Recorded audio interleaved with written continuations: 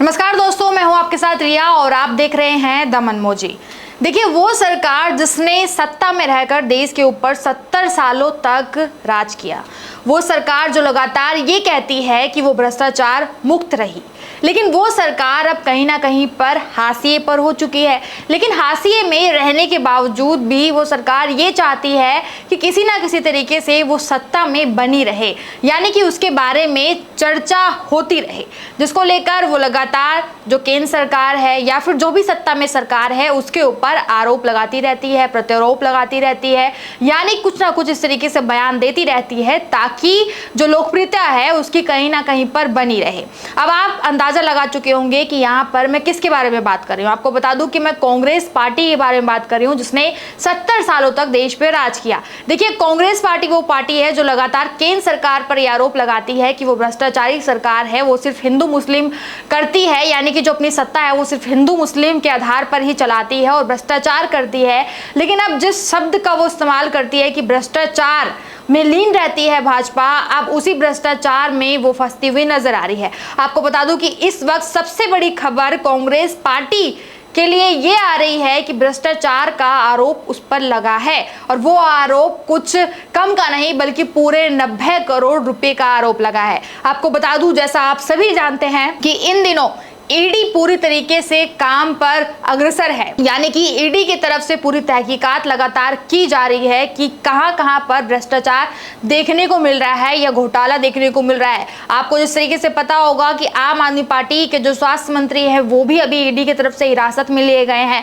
अब ईडी ने जो अपना खेमा है वो कांग्रेस पार्टी पर फोड़ दिया है। जी हाँ दोस्तों, जहां पर नेशनल हेराल्ड केस के अंदर 90 करोड़ रुपए का आरोप कांग्रेस पार्टी पर इस वक्त लगा है। आपको बता दूं, सबसे पहले आपके लिए जानना होगा कि आखिर जो ये नेशनल हेराल्ड केस है, मनी लॉन्ड्रिंग का जो ये केस है वो है क्या। सबसे पहले आप ये जानिए। देखिए, ये केस 1938 में कांग्रेस पार्टी ने एसोसिएट जर्नल्स लिमिटेड बनाई थी, यानी कि एजीएल। इसके तहत नेशनल हेराल्ड अखबार निकाला जाता था। एजीएल पर 90 करोड़ से ज्यादा का कर्ज था और इसी को खत्म करने के लिए एक और कंपनी बनाई गई जिसका नाम रखा गया यंग इंडिया लिमिटेड। इसमें राहुल और सोनिया की हिस्सेदारी 38% यानी कि बराबर बताई जाती थी। यंग इंडिया को एजीएल के 9 करोड़ शेयर दिए गए। कहा गया कि इसके एवज में यंग इंडिया एजीएल की देनदारियां चुकाएगी, लेकिन शेयर की हिस्सेदारियां ज्यादा होने की वजह से यंग इंडिया को मालिकाना हक मिला। एजीएल की देनदारियां चुकाने के लिए कांग्रेस ने जो 90 करोड़ का लोन लिया था वो भी बाद में माफ कर दिया गया। तो जिस तरीके से आपने सुना कि एजीएल में मतलब जो एसोसिएट जर्नल्स लिमिटेड थी वो बनाई गई थी, उसके तहत नेशनल हेराल्ड अखबार निकाला गया जिसको लेकर 90 करोड़ रुपए का जो कर्ज था उसको चुकाने का काम किया गया। अब मैं आपको बता दूं कि इस पूरे मामले को लेकर पहले ही जो भाजपा के नेता रहे हैं सुब्रमण्यम स्वामी, जिन्होंने 2012 में ही ये आरोप लगा दिया था कि कांग्रेस पार्टी ने फंड से राहुल और सोनिया गांधी को 90 करोड़ रुपए दिए थे।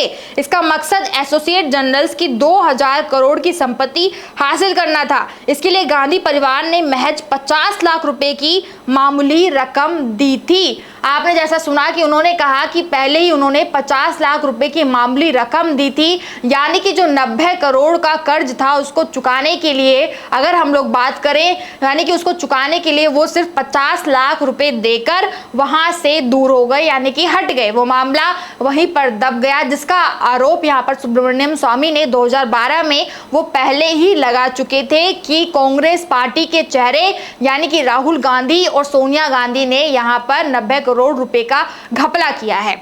अब दोस्तों आपको बताऊं, इसके साथ ही में आगे अब देखिए आरोप लग रहे हैं तो पार्टी की सियासत गर्म है, कहीं ना कहीं पर तिलमिलाती हुई दिखाई दे रही है, तो पार्टी के नेताओं की तरफ से भी काफ़ी सारे बयान आ रहे हैं।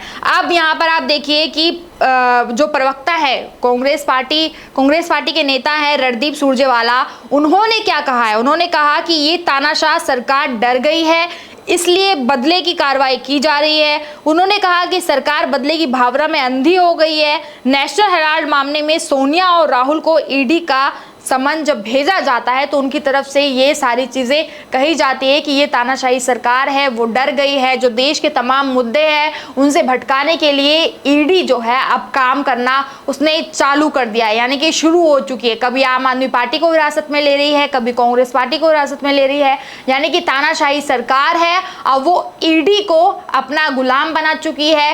ईडी में भाजपा का जो कार्यालय है वो चलने लगा है। इस तरीके के आरोप जो सुरजेवाला है उन्होंने लगाया है। इसी के साथ मैं आपको बताती चलूँ मैं यहाँ पर कि इसको लेकर हालांकि जो पक्ष है उसकी तरफ से भी बयान आया है, यानी कि जवाब दिया गया है, जहां पर जेपी नड्डा यानी कि भाजपा अध्यक्ष जेपी नड्डा है, उन्होंने कहा है भोपाल से कि सोनिया राहुल को ईडी का नोटिस जब भेजा गया तो उन्होंने कहा कि चेहरा गड़बड़ है और वो आईना साफ कर रहे हैं। कभी आपने देखा कि कोई मुजरिम बोले कि मैं बेईमान हूं? राहुल गांधी ना तो इंडियन, ना ही नेशनल, ना ही कांग्रेस के रह गए हैं। कांग्रेस के तो भाई बहन की पार्टी है, उनकी तरफ से ये तंज कसा गया है। अब देखिए सवाल यहाँ पर ये बनता है कि जिस तरीके से कांग्रेस पार्टी लगातार ये कहते हुए नजर आती है कि भ्रष्टाचारों से लिप्त अभी की सरकार है, यानी कि केंद्र सरकार है, भ्रष्टाचार मुक्त होनी चाहिए, देश में भ्रष्टाचार को हटाया जाना चाहिए। अब कांग्रेस पार्टी ही उस भ्रष्टाचार में फंसती हुई नजर आ रही है, जिसका आरोप उस पर आज नहीं यानी कि 2022 में नहीं बल्कि 2012 से ही लगता हुआ आ रहा है। तो अब आप देख सकते हैं कि जो पार्टी खुद दावा करती है कि भ्रष्टाचार मुक्त वो बनाना चाहती है देश को, वही भ्रष्टाचार में लीन है। इसके अलावा मैं आपको बताऊं ईडी की तरफ से जब नोटिस भेजा गया तो उसमें तारीखें निर्धारित की गई हैं, जिसमें ये बताया गया था कि 2 तारीख को राहुल गांधी ईडी में पेश हो, वहीं पर 8 तारीख को सोनिया गांधी। लेकिन अभी कांग्रेस की मीटिंग होती है तो कांग्रेस प्रवक्ताओं की तरफ से राहुल गांधी के लिए समय मांगा जाता है, क्योंकि अभी वो इस वक्त विदेशी यात्रा पे हैं। तो ये समय मांगा गया है कि 2 तारीख को वो नहीं आ पाएंगे, तो हो सकेगा कि 8 तारीख को राहुल गांधी और सोनिया गांधी ईडी के समक्ष पेश होने वाले हैं। अब इस पूरे मुद्दे को लेकर आप क्या सोचते हैं? क्या भ्रष्टाचार में लीन जो पार्टियां हैं, चाहे वो सत्ता की सरकार हो या फिर जो सरकार रह चुकी है यानी कि पूर्व सरकार हो, कितना उसमें रहने वाली है लिप्त, या फिर जो कार्रवाई है वो होने वाली है? इसको लेकर आप क्या सोचते हैं वो जरूर बताइए।